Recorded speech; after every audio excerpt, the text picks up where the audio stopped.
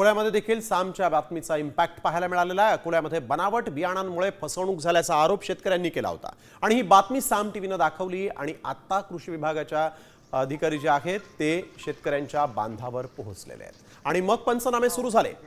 सारस 335 कंपनीचं सोयाबीन बियाणं जे आहे ते ताब्यात घेण्यात आलेलं आहे। शाळेमध्ये तपासणीसाठी आता पाठवण्यात आलेलं आहे आणि त्यानंतर पुढील कारवाई केली जाणार आहे असा अकोला जिल्ह्यामध्ये या खरीप हंगामामध्ये सोयाबीन बियाणे उगवणी संदर्भात शेतकऱ्यांच्या तक्रारी प्राप्त होत आहेत।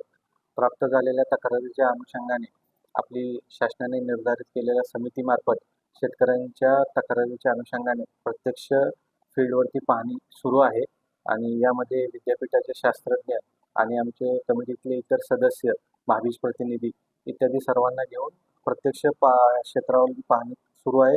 तसेच याबाबत त्या संबंधित कंपनीच्या बियाणे त्या लॉटच्या नमुने घेऊन ते लॅबमध्ये पाठवण्याची कार्यवाही सुरू आहे।